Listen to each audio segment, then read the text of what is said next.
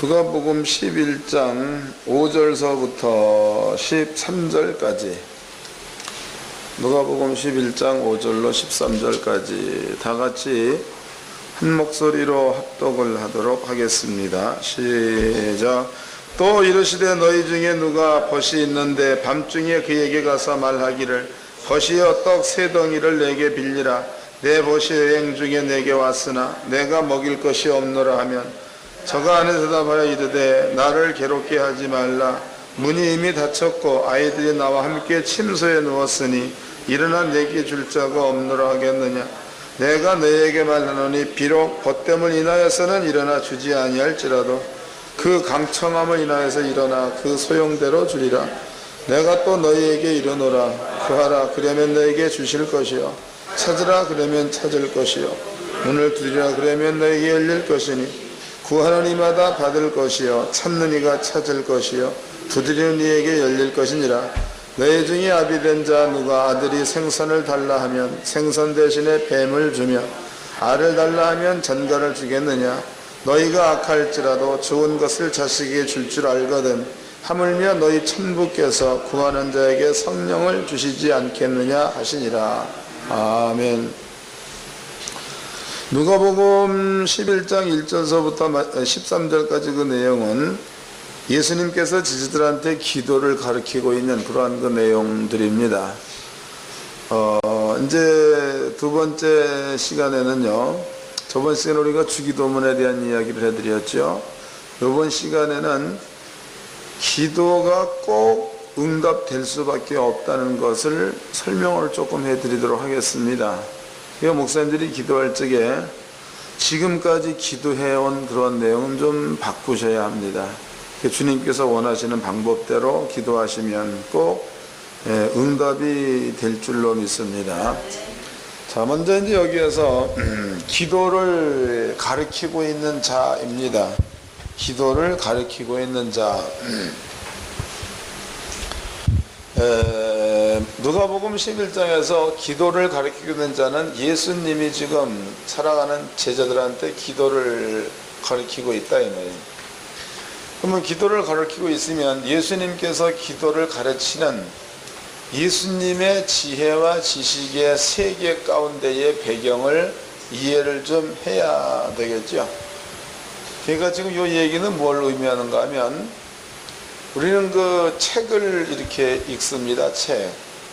그 책을 전부 다 읽고 나면은 그 책의 내용을 대략적으로 전부 알 수가 있죠. 그다음에 책의 내용을 알면 저자의 의도를 알 수가 있습니다. 이런 것처럼 예수님께서 저들한테 기도를 가르칠 때에 그냥 주님이 가르쳐준 기도다 이러한 차원에서 보다도 예수님은 어떠한 지식의 배경을 가지고 저들한테 이러한 기도를 가르치고 있는가 이걸 먼저 알아야 된다는 거죠. 그럼 이것을 우리가 이해를 하려면은 예수님이 오는 통로를 보면은 거기에 이거는 이사야서 11장에 있는 내용입니다. 이새의 뿌리에서 한 가지가 나서 결실할 것이요 그 다음에 다윗의 위에 앉아 이런 말을 썼습니다. 다윗의 위. 그러면 그 다윗의 위라는 것은요 우리가 너무나 잘 알듯이 왕적인 겁니다. 여기 왕적인 것들에 대해서 이해를 조금 해보도록 합시다. 성경에서는 그 왕에 대한 이야기가 두 가지가 등장을 합니다. 하나는 영적인 왕, 또 한 가지는 육적인 왕입니다. 하나님께서는 처음에 이스라엘 민족의 왕으로 계셨던 분이십니다. 이 이야기는 그 신명기서를 본다거나 사무엘상을 보면 사무엘이 사울을 왕으로 세웁니다. 그럴 적에 사울을 왕으로 세울 때에 하나님이 하신 말씀 가운데 한마디가 저희가 백성들이 너 사무엘 너를 버린 게 아니고 나를 버렸다는 겁니다. 나. 바꿔 얘기하면 사무엘 너로 왕되지 못하게 했다. 또 여호와 나로 왕되지 못하게 했다. 그 다음에 그네들이 원하는 자 사울로서 그 사람들이 왕을 요청하고 있다. 이런 말을 했죠. 그럼 여기에서 하나님께서 전애들이 나를 버렸다라는 것에서 나라는 것은 하나님께서 이스라엘 민족한테 얘기하기를 너희는 왕을 세우지 말라고 그랬습니다. 왜냐하면 하나님 말씀에 순종하면 너희의 대적이 7길로 치러왔다가 한 길로 치러왔다가 7길로 도망간다는 말이 있죠. 그러면 대적으로 하여금 전쟁에서 승리를 하려면 군사를 길러야 되겠습니까? 하나님의 말씀에 순종하면 대적에 치러왔다가 도망가겠습니까? 그렇죠? 그러니까 이스라엘 민족이 주의 말씀만 순종을 잘하고 있으면 아무리 많은 대적이 쳐들어온다고 해도 하나님은 그 대적을 7길로 도망가게 만들어 주시겠다라는 약조를 하십니다. 이 얘기가 신명기 28장에 나오는 이야기가 되겠죠. 그런데 이스라엘 민족이 땅도 아무것도 안 하고 하나님의 명령만 순종하는 일만 하면 나머지 모든 것들은 저절로 땅도 넓어지고 저절로 돈도 들어오고 또 말씀에 순종하기만 하면 저절로 전부 다 되게끔 해놨습니다. 근데 이스라엘 민족이 영이신 왕은 눈에 보이지 않고 육의 왕은 눈에 보인다는 거예요. 주변 국가 그러면은 이렇게 이제 가나안 땅이 있으면은 여기 이제 모압, 암몬, 에돔, 블레셋, 이후로는 애굽, 이쪽으로는 아람 나라, 이쪽으로는 바벨론 지역. 이 모든 나라 가운데는 왕이 다 있다 이 말이에요.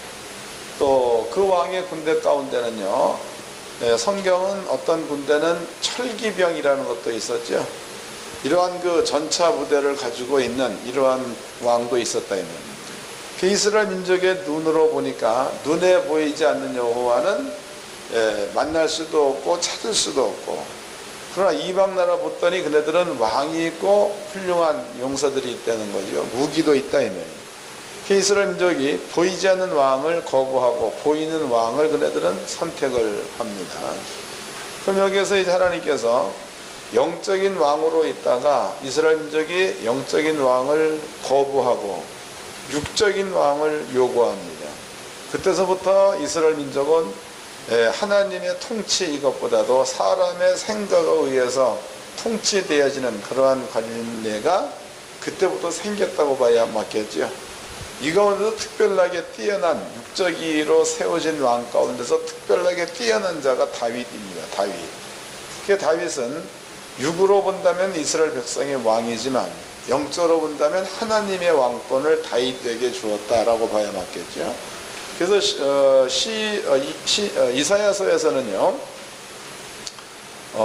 다윗의 이새의 줄기에 산 싹이 나서 결실할 것이요, 그 자가 다윗의 위에 앉아서라는 말을 썼다고. 그 다윗의 위는 육적으로 보면 이러한 왕적인 위가 되겠지만 영적으로 보면은 다윗에게 하나님의 왕권도 여기다가 주었다고 봐야 맞겠죠. 그 다윗은 두 가지를 다 소유한 자가 다윗이라고 보면 되는 겁니다. 요거를 기억해 놓으십시오. 그 다음에 이제 예수가 땅에서 왔습니다. 예수가 땅에 올 적에는 구원자로 왔습니다. 구원자로 왔을 때에 사람들은 예수에 대해서 얘기할 적에 다윗 자손이라는 말을 썼다고. 다윗 자손. 예수님은 다윗의 후손으로 왔다, 이런 의미가 되겠죠. 그러면 이제 예수님께서 다윗의 후손으로 왔다 해서 그 예수가 오면 다윗의 위, 영적인 왕과 육적인 왕권을 가지고 온다, 이런 얘기다. 찾아보도록 하겠습니다. 이사야서 11장입니다.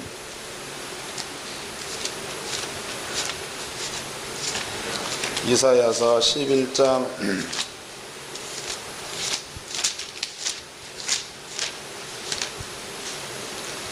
1절서부터 읽겠습니다.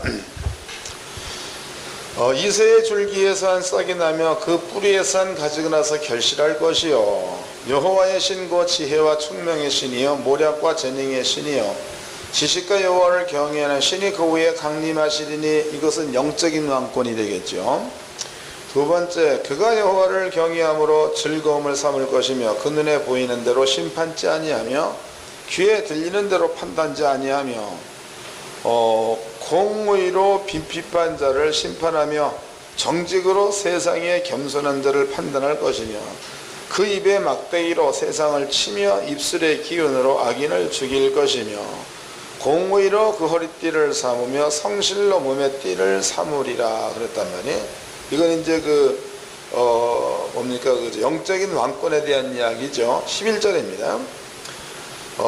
그날에 이새의 뿌리에 산싹이 나서 만민의 기호로 설 것이요 열방이 그에게로 돌아오리니 그 거할 곳이 영화로우니라. 그러면 이사야 시대에는 이 말이 무슨 얘기인지 모르겠지만 이 시대를 겪고는 우리 때에서는 이 글을 읽으면 이새의 뿌리에서 싹이 나서 결실한 자 그러면은 예수로 금방 할 수 있다는 거지. 그럼 예수가 되는 겁니다. 그럼 예수가 이 땅에 왔을 적에는 영적인 왕권과 육적인 왕권을 가지고 온다 이런 얘기가 되는 겁니다. 자, 그 다음에 또 이사야서 35장 거기에도 예수에 관한 예언이 거기에 기록되어져 있지요. 이사야 35장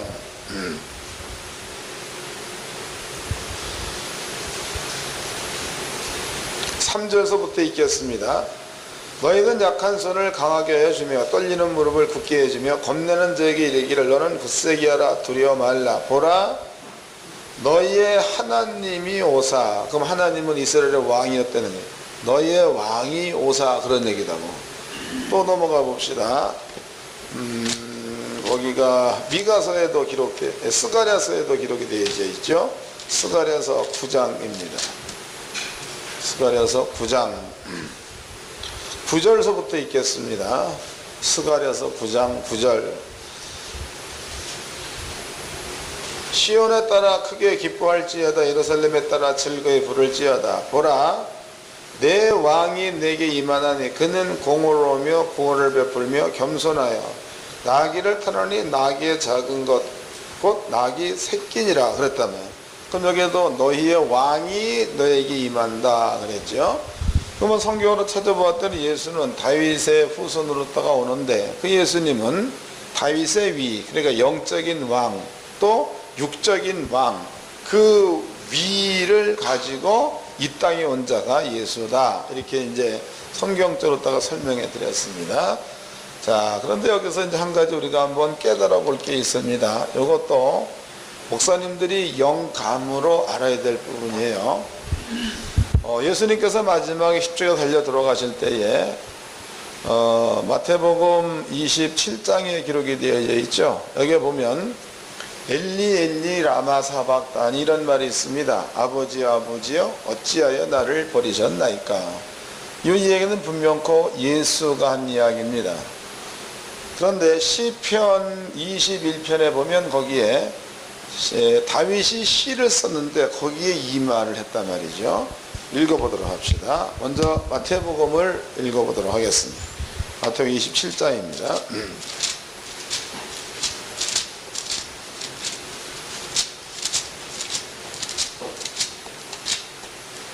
마태복음 27장 46절 읽겠습니다. 46절. 제9시쯤에 예수께서 크게 소리질러 가라사대 엘리 엘리 라마 사박다니 하시니 이는 곧 나의 하나님 나의 하나님 어찌 나를 버리셨나이까 하는 뜻이라 그랬다며. 그러니까 이 얘기는 예수님이 십자가에 달려 죽으실 때에 쓰고 있는 말입니다. 자, 시편 21편으로 가보도록 하겠습니다. 22편 시편 22편 1절 읽겠습니다. 시편 22편 1절. 여기에 이제 그 주님의 십자가 사건에 일어날 사건들에게 전부 다 기록되어져 있죠. 먼저 그 21편의 기록자입니다. 기록자. 다윗의 시 영장으로 아엘 레사할에 맞춘 노래. 내 하나님이여 내 하나님이여 어찌 나를 버리셨나이까. 어찌 나를 멀리하여 돕지 아니하시오며 내 신음하는 소리를 듣지 아니하시나이까. 이거 다윗이 한 이야기입니다. 그 밑에를 또 보도록 하겠습니다. 7절 6절. 나는 벌레여 사람이 아니라 사람의 해방거리여 백성의 조롱거리니이다. 나를 보는 자는 다 비웃으며 입술로 삐죽이고 머리를 흔들며 말하되 저가 여호와께 의탁하니 구원하실 걸, 저가 기뻐하시니 건지실 걸 하나이다. 오직 주께서 나를 모태에서 나오게 하시고 내 모친 젖을 먹게 하실 때에 의지하게 하셨나이다. 그 이야기도 예수님이 십자가에 돌아가시기 직전에 모든 사람들한테 당하고 있는 고난, 이런 것들을 여기에 다윗이 기록해 놓고 있습니다. 그 다음에 16절, 개들이 나를 에워쌌으며 악한 무리가 나를 드러내 수족을 찔렀나이다. 양손과 양발에, 그 다음에 가슴을, 이런 것들이 기록되어져 있죠. 18절, 내 겉옷을 나누며 속옷을 제비 뽑나이다. 예수가 죽을 적에도 겉옷을 나누고 속옷을 제비 뽑는 이런 일들이 실제로 있었던 일들이죠. 그러면은 시편 22편 이 내용은요, 다윗이 쓴 겁니다. 다윗. 근데 그 다윗이 시편에 기록해 놨는데 그 이야기를 예수님께서도 십자가 달려 돌아가실 적에 다윗이 쓰고 있는 시처럼 예수님은 꼭 그 모양대로 십자가에 죽었다 이 말이에요.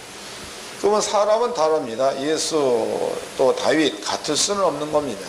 근데 여기에서 하나님께서 다윗에게도 영적인 왕권을 주신 것 같다면 하나님께서 예수님에게도 영적인 왕권을 줬다는 겁니다. 그럼 예수가 땅에 와가지고 다윗이 했던 일을 그대로, 다윗이 말했던 그 내용들을 그대로 예수님께서 시행을 하신 분 같다면 예수 속에 계시는 성령이나 다윗 속에 있는 성령이나 왕으로서의 성령은 같다고 봐야 맞겠죠. 영적인 거 설명해 드렸습니다. 이거 기억해 놓으십시오.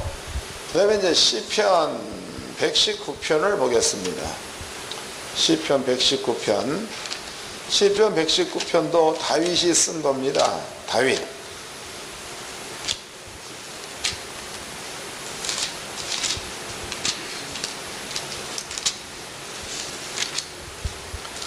시편 119편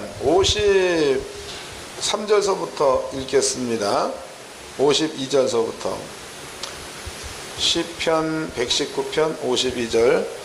여호와여, 주의 옛 규례를 내가 기억하고 스스로 위로하였나이다. 그러면 다윗은 하나님의 규례 가운데 늘 있었다는 얘기가 되겠죠. 기억했다, 알고 있었다, 그 다음에 그 규례 가운데 머물러 있었다, 이런 뜻입니다. 주의 율법을 버린 악인들에 인하여 내가 맹렬한 노에 잡혔나이다. 나의 나그네 된 집에서 주의 율례가 나의 노래가 되었나이다. 그 나그네 된 집, 그러면 다윗이 이 땅에 사는 동안에 하나님의 율례가 노래가 되었다, 그 말입니다. 여호와여, 내가 간밤에 주의 이름을 기억하고 주의 법을 지켰나이다. 그러면 다윗은 일생 동안에 하나님의 법을 지키는 삶을 살았다, 이 말이죠.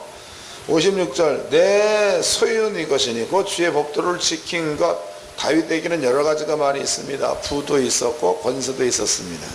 이 모든 소유는 주의 법도를 지킨 것 때문에 나타나는 거다. 이게 다윗의 고백이다, 이 말이에요.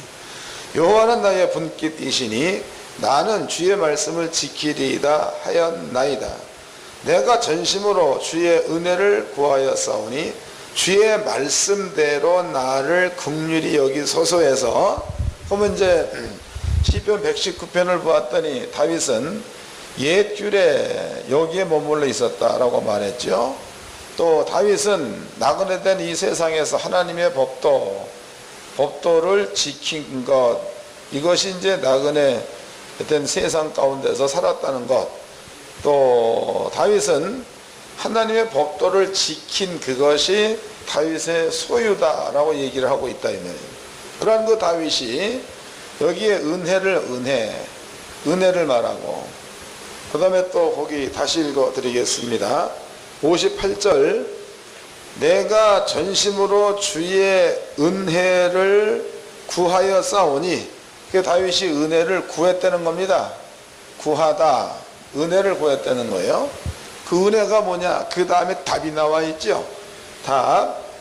58절, 내가 전심으로 주의 은혜를 구하였사오니 주의 말씀대로 나를 나를 긍휼히 여기소서에서 다윗에게 하나님께서 다윗은 하나님께 은혜를 구하였는데 다윗이 구한 은혜가 나타난 것은 하나님의 말씀대로 돼야 된다는 게 다윗이 구한 은혜가 되는 거겠죠. 이해되시나요? 이제 읽어보도록 하자고. 이제 읽어만 봐도 이해가 될 겁니다. 이제 54절서부터는 집에 가셔서 한번 더 읽어보시고, 이 부분은 매우 중요한 내용이니까. 58절 읽겠습니다. 내가 전심으로 주의 은혜를 구하여 싸우니 주의 말씀대로 나를 긍휼히 여기소서 그랬단 말이에요. 그러니까 다윗이 뭔가를 기도할 적에 하나님의 은혜를 구할 때에 아무거나 다 달라 이런 얘기가 아니고 하나님의 말씀에 입각해서 나를 불쌍히 여기시고 하나님의 말씀에 입각해서 나를 구원해 주소서 이런 얘기가 되겠죠. 요것이 다윗이 시편 119편에 하고 있는 그러한 말들이다 이 말이에요. 이게 다윗이 한 말입니다. 그 다음에 이제 시편 72편도 보도록 하겠습니다. 시편 72편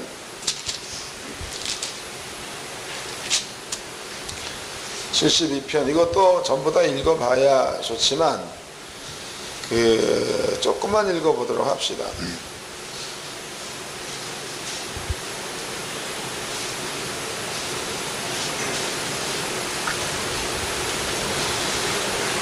시편 71편이네. 71편 16절서부터 읽겠습니다. 내가 주 여호와의 능하신 행적을 가지고 오겠사오며 주의 의고 주의 의만 진술하겠나이다. 주의 의만, 그러면 이건 역시도 주의 의 하나님의 말씀이 되겠죠. 17절입니다. 하나님이여 나를 어려서부터 교훈하셨으므로 내가 지금까지 주의 기사를 전하였나이다. 그럼 여기 시편 71편의 기자는 어려서부터 하나님께로부터 교육을 받았다는 겁니다. 그리고 어려서부터 하나님이 하신 기사를 말했다는 거예요. 18절 하나님이여 내가 늙어 백수가 될 때에 나를 버리지 마시며 내가 주의 힘을 후대에 전하고 주의 능을 장래 모든 사람에게 전하기까지 나를 버리지 마소서 그랬단 말이에요. 그럼 여기 지금 이 내용은 백수라는 그 말은 상당히 늙었다 그런 얘기가 되겠죠. 그러니까 뭐 이렇게 건달이다 그런 말이 아니고 늙었다. 여기 기자는 내가 어려서부터 하나님께로부터 교육받았고 내가 어려서부터 하나님이 나한테 베풀어낸 기적들을 말하였다. 내가 늙어서 나이가 100이 넘어가서 그런다고 해도 하나님은 나를 버리지 말라는 겁니다. 왜냐하면 젊어서 당신의 기사를 전하였고 늙어서 내 목숨이 끝나는 그날까지 내 후손들한테 당신의 기적을 말할 거니까, 그러니까 내 수명이 다하는 그날까지 하나님은 버리지 마옵소서 이런 말을 합니다. 근데 여기도 중요한 것은 시편 71편의 기자 미상의 이게 제 책으로 본다면 70편에도 다윗 이렇게 나와 있고 69편에도 다윗 이렇게 나와 있어요. 저자가. 근데 71편에는 저자가 없습니다. 저자가 기록되지 않다 이 말이에요. 그런데 3절입니다. 3절 71편 3절 주는 나의 무시로 피하여 거할 바위. 이건 다윗이 많이 쓰는 용어죠. 주께서 나를 구원하라 명하셨으니 이는 주께서 나의 반석이시여 나의 산성 그랬다면 이 말은 다윗이 많이 쓰는 용어입니다. 그럼 여기는 이 글로 밀어봤을 적에는 이것은 다윗이 쓴 글로 봐야 맞겠죠.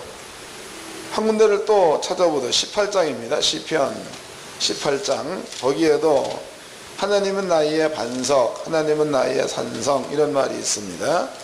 시편 18편 2절을 읽겠습니다. 거기에 18편 갈적에도 서론에도 여호와의 종 다윗의 시 이래 나와 있죠. 1절 나의 힘이 되신 여호와여 내가 주를 사랑하나이다. 여호와는 나의 반석이시여 나의 요새시여 나를 건지시는 자시여 나의 하나님이시여 나의 피할 바위시여 나의 방패시여 나의 구원의 뿌리시여 나의 산성이시로다. 다윗이 쓴 글에 이렇게 하나님을 높이고 있다 이 말이에요. 근데 시편 71편 그 내용에도 이러한 방법대로 하나님을 높이는 그러한 글을 써 놓은 거 보니까 시편 71편의 그 내용도 다윗이 썼다라고 봐야 맞겠죠.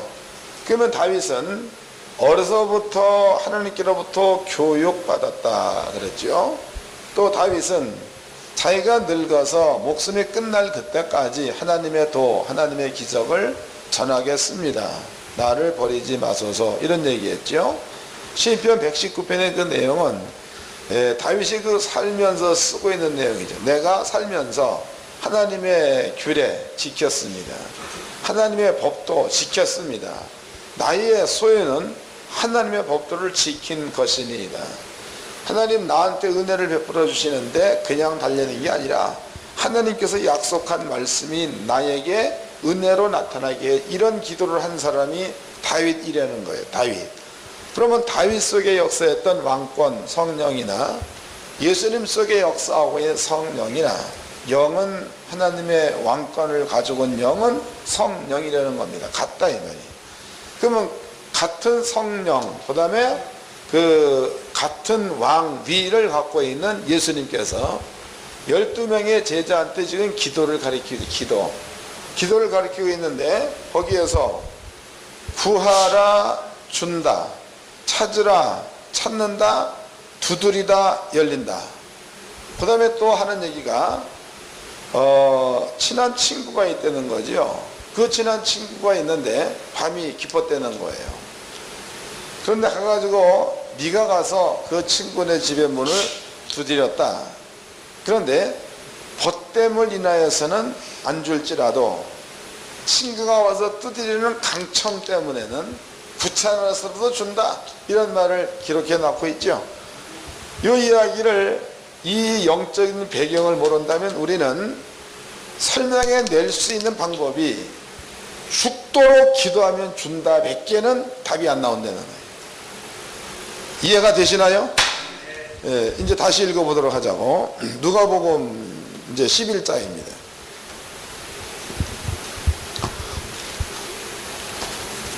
누가복음 11장 자 5절서부터 읽겠습니다.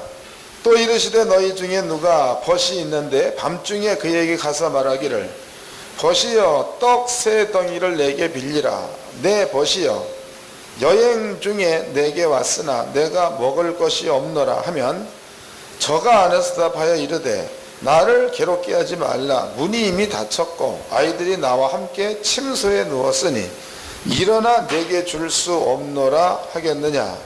내가 너희에게 말하노니 비록 벗됨을 인하여는 저가 일어나 주지 아니할지라도 그 강청함을 인하여 일어나 그 소용대로 주리라. 이 내용은 간절히 구하면 준다는 뜻으로 해석할 수밖에 없는 거죠. 그 다음에 이 말 하고 난 다음에 9절에 내가 또 내게 이르노니 구하라 그러면 너에게 주실 것이요 찾으라 그러면 찾을 것이요 문을 두드리라 그러면 너에게 열릴 것이라. 구하는 이마다 받을 것이요 찾는 이가 찾을 것이요 두드리는 이에게 열릴 것이니라. 이렇게 말했단 말이에요. 그 이제 많은 그 주의 종들이 기도를 얘기할 적에 다윗에 가지고 있는 영적인 배경이라든가 주님이 가지고 계시는 영적인 배경 이런 배경을 모르고 예수님이 가르쳐 놓은 기도를 얘기할 적에 그냥 표면적인 글의 내용만 읽고 해석해 버린다면 결론이 나온 거죠. 죽도록 기도하면 하나님이 귀찮아서도 준다. 이러한 답을 뽑아낼 수 있다. 그런데 예수님의 그 영적인 배경, 다윗의 영적인 배경 요거를 알고 나서 이 글을 읽어보면 그러면 뭔가가 의문점이 생기게 돼 있다고. 감이 잡히나요?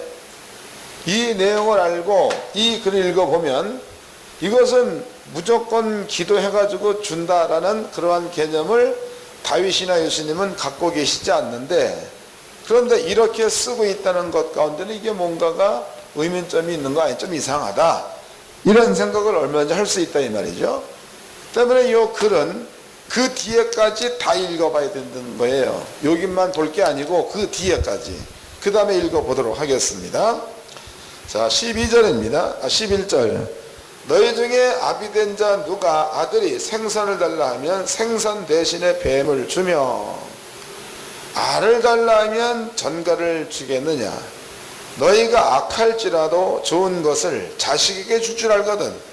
하물며 너희 천부께서는 구하는 자에게 뭘 준다는 거예요. 그러니까 지금 주님이 하고 싶은 말은 찾으라, 찾는 것이 전부가 아니라는 거죠. 구하라 그랬을 때 받는 게 전부가 아니라는 거예요. 두드리라 했을 때 열리는 그것이 전부가 아니다 이 말이죠. 그 여기서 쓰고 있는 그 말은 너희들이 찾고 구하고 그러는 자한테 하나님께서는 여기 보니까 성령을 준다라고 기록하고 있는 거니까 성령은 구하는 것과 다를 수 있다는 거죠. 감이 잡히나요? 예? 가령 예를 한번 들어보도록 합시다. 어떤 사람이 반지를 반지 잊어먹었습니다. 그게 반지를 찾는 거예요. 그러면은 반지를 잊어먹고 반지를 찾으면 반지를 찾아야 그 사람의 소원이 이루어진 거라고. 근데 찾기는 반지를 찾았는데 여기다 대고 뭐 쇳덩어리를 갖다가 찾았다. 그러면은 이것은 자기의 마음과 전혀 상관이 없게 찾은 거죠. 이해가 되세요? 이건 아니라는 거예요. 또 한 가지. 또 만약에 어떤 사람의 문을 두드려 문을 열어달라고 열심히 두드렸다 이 말이에요. 근데 문은 안 열어주고 날이 새버렸어요. 그러면 이것은 그 사람은 문을 열리는 게 그 마음 가운데 소원입니다. 그런데 날이 새버렸다는 얘기는 이것은 기도한 것과 전혀 다른 현상이 일어났다는 뜻이 되겠죠. 이해되시나요? 요것 기억해 놓으십시오. 구약 성경에 요것과 똑같은 내용이 있습니다. 자, 찾아보도록 합시다. 이제 예레미야서 29장입니다.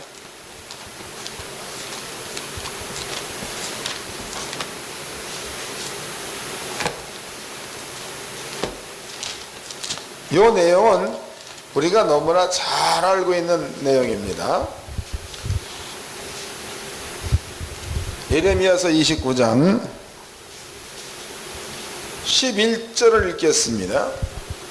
나 여호와가 말하노라. 너희를 향한 내 생각은 내가 아나니 재앙이 아니라 곧 평안이요 너희 장래의 소망을 주려 하는 생각이라. 12절.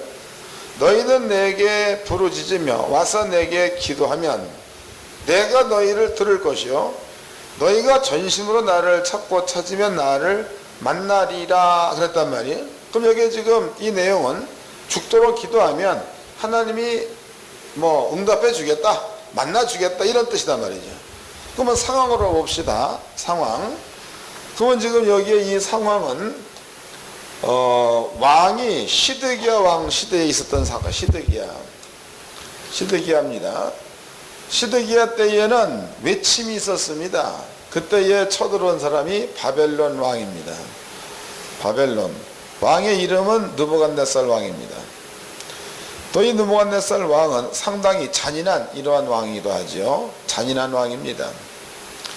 그런데 이스라엘에게 닥쳐질 것은 이러한 것들, 이러한 그 환란이 이스라엘 백성들한테 이제 준비되어 있대요. 환란. 이런 환란이 준비되어 있을 때에 백성들은 아버지 앞에 와서 기도한다는 거죠. 하나님도 기도하려는 거예요. 그러면은 이 환란을 겪고 있는 사람이 기도를 하면 그 마음 가운데 소망은 간단한 겁니다. 소망은 바벨론 왕 느부갓네살이 물러가는 게 소망이 되겠죠. 감이 잡히는 겁니까?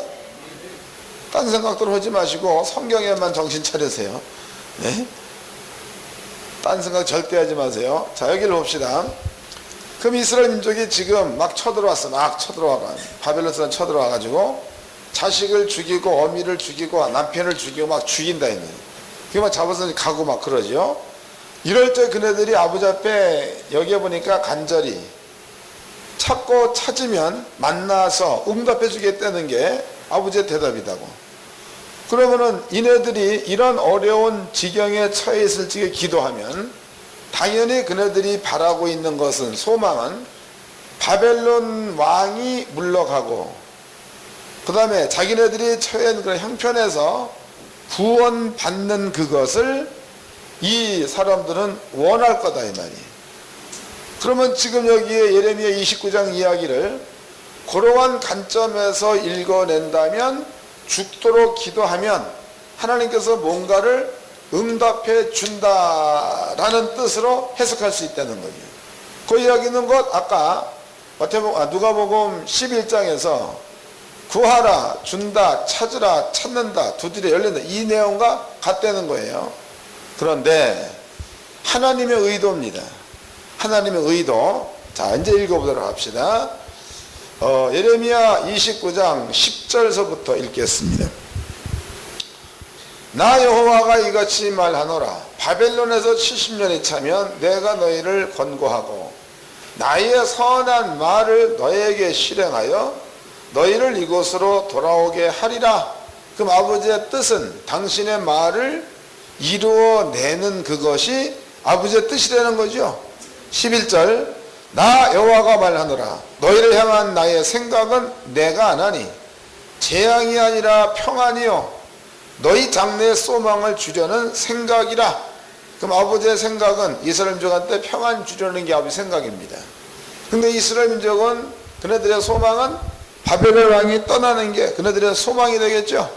그 다음에 또 읽겠습니다. 14절 12절 너희는 내게 부르짖으며 와서 내게 기도하면 내가 너희를 들을 것이요 너희가 전심으로 나를 찾고 찾으면 나를 만나리라 그랬단 말이에요. 그 여기까지만 본다면 하나님을 찾으면 만나 주겠고, 또 하나님께서 너희를 구원해 준다 그랬으니까 바벨론으로부터 자유함 받는 그것으로다가 해석할 수 있는 거예요. 근데 그 다음 절에까지 읽어봐야 돼요. 이 내용은 다음 절 읽겠습니다. 나 여호와가 말하노라. 내가 너희에게 만나지겠고 너희를 포로된 중에서 다시 돌아오게 하되 내가 쫓아 보내었던 열방과 모든 곳에서 모아 사로잡혀 떠나게 하던 본 곳으로 돌아오게 하리라. 여호와의 말이니라 하셨느니라 그랬단 말이에요. 그럼 여기를 봅시다. 이제 이 말도 잘 이해가 안 되는 그러한 부분입니다. 그 내용이 무슨 내용인가 하면 이스라엘 민족이 바벨론으로 포로로 잡혀가면 거기에서 70년을 살아야 된다는 거죠. 70년의 포로 생활이 끝나면 다시 내가 너희를 가나안 땅으로다가 보내겠다. 이게 하나님의 생각입니다. 근데 이스라엘 민족이 만약에 이제 시드기야 왕 때에 기도했다. 그러면 하나님의 말씀대로라면 얘네들의 기도는 70년 지난 다음에 응답된다는 얘기다고. 이해됐어요? 70년 지난 다음에. 그러면 요때에 현재에 기도하고 이 사람들은 지네들이 기도해가지고 바벨론 왕이 떠나고 지네들이 독립하는 게 기도 응답이 되어져야 맞다는 거죠. 근데 하나님의 생각은 70년 후에나 들어주겠다 이런 얘기다고. 그럼 이 사람들은 그때 기도했을 적에 지네들이 원하는 기도 응답을 받는 거예요? 못 받는 거예요? 못 받는 거죠. 몇 년 뒤에 받는 거예요? 70년 뒤에 받는 거예요. 이스라엘 민족이 바벨론을 잡혀갔습니다. 가서 30년 정도 있다가 죽도록 기도했다고 쳐보자고. 그러면 그네들의 그 응답도 바벨론에서 자유함 막바로 받는 것으로 나타나야 맞는 건데 이게 아니고 이제 30년 살았으니까 그 기도 응답은 40년 지나야 이루어지겠죠. 바벨론 가가지고 60년 살았습니다. 그리고 죽도록 기도했어요. 그러면 그 기도 응답은 10년 뒤에나 돼야 이루어진다는 거예요. 이해가 됩니까?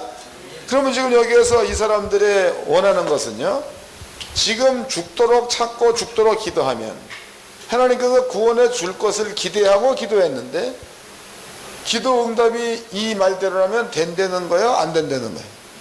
안 된다, 이런 얘기가 되겠죠. 그 요 내용을 아까 예수님께서 하신 그 말씀에 내다 집어넣어 보도록 하자고. 구하라, 준다, 찾으라, 찾는다, 이런 얘기 났습니다. 그 다음에 쓰고 있는 말이 구하는 자한테 뭘 준다는 거예요? 성령. 성령.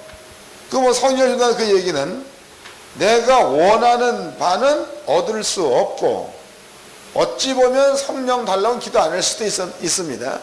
근데 원치 않는 성령은 온다, 이런 얘기가 되겠죠. 이해가 되는 겁니까?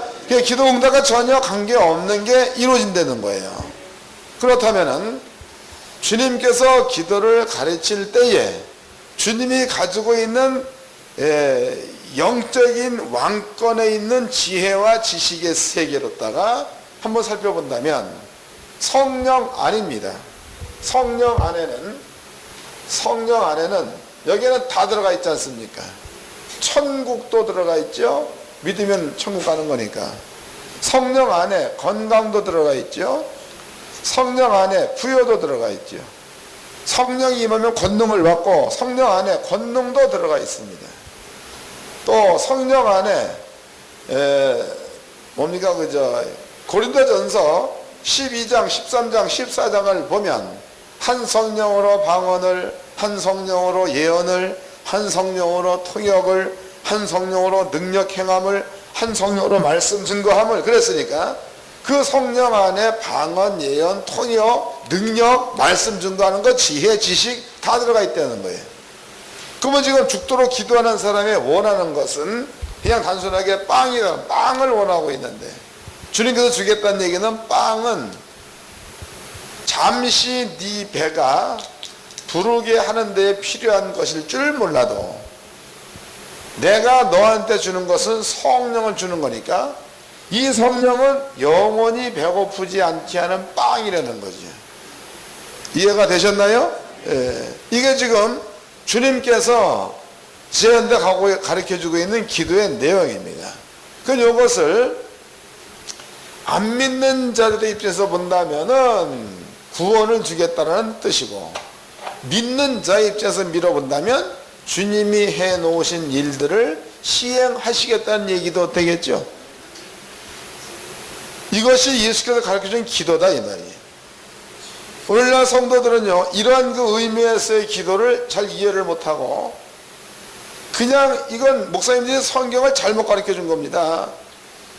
구하라, 준다, 두드리면 열린다, 이래가지고 어떤 집안에 문제가 있으면 자기가 구원받을 만한 자리, 만약에 돈이 문제다 그러면은 하나님의 말씀을 지키는 자리에 들어와 있으면 돈은 오게 돼 있다는 건데, 말씀에 순종한다라는 것에 대해서는 관심이 없고 돈이 오기만을 기다리고 있다, 이 말이에요. 그러면 이 사람한테 필요한 것은 돈을 줘야 되는 거야, 말씀에 순종하는 길로 인도해 줘야 되는 거예요.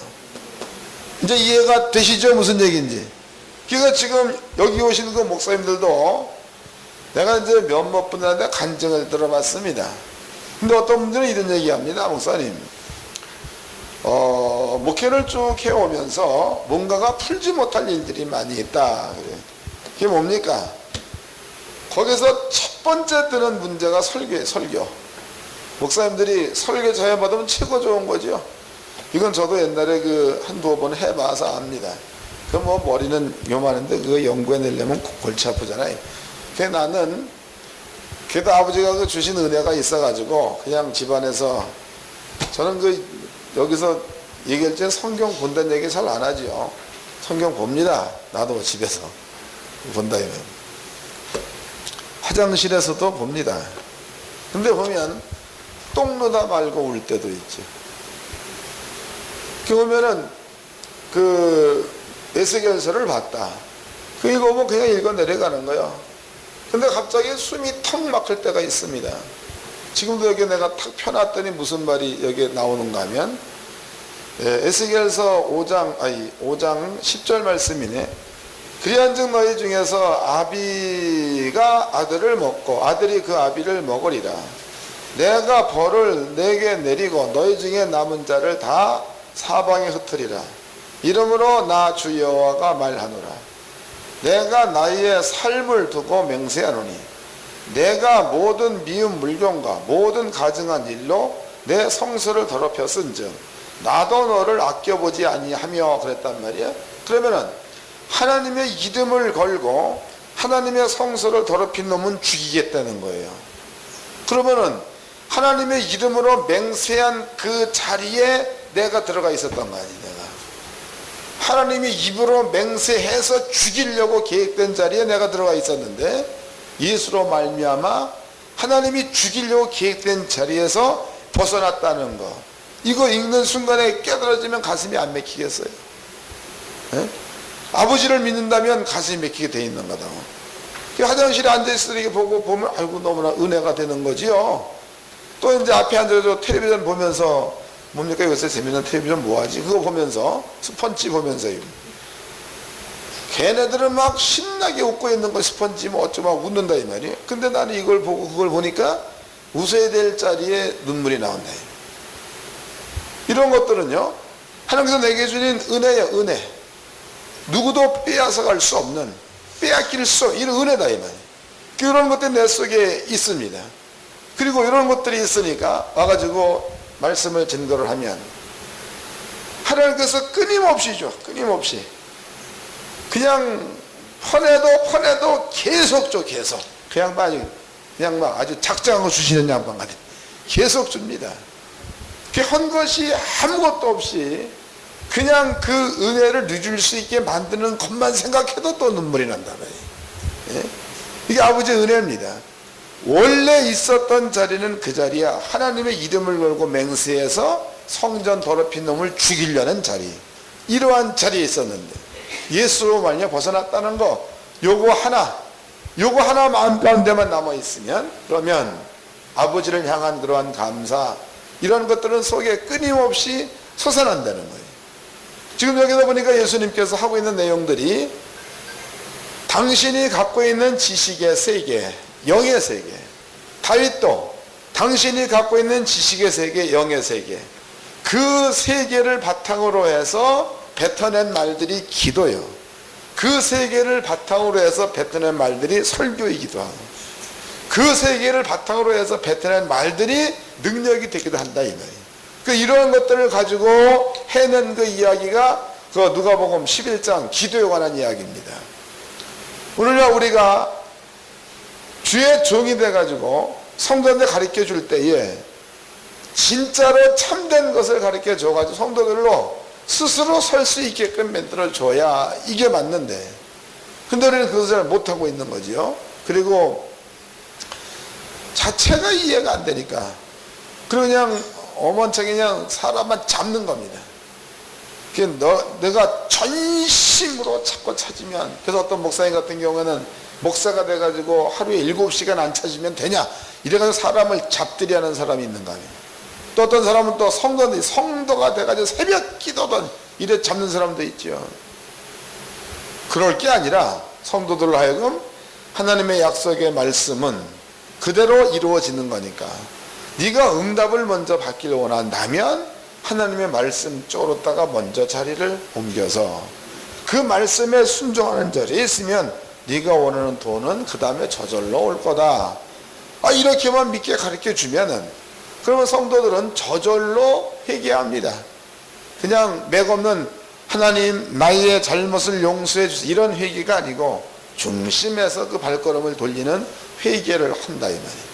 그 우리는 기도를 가르쳐 줄 적에도 뜻없는 기도는 이제 그만 가르칩시다. 그냥 성도들 하여금 죽게 만드는 거, 이런 기도는 그만. 말이 그렇죠. 여러분들 20일 금식해보면 사람 잡습니다. 언젠가 어떤 그 목사님 한 분이 나한테 왔어요. 목사님 왜요? 40일 금식하겠습니다. 이게 하지 말라 그랬더만 한다는 거예요. 이게 허락을 했죠. 금식이 끝났습니다. 그런데도 뭐 되는 게 있나? 그로부터 6개월 지난 다음에 또 왔어요. 목사님 40일 금식 한 번 더 해야 되겠습니다. 하지 말아라. 해야 되겠다는 거예요. 해라. 그거 했습니다.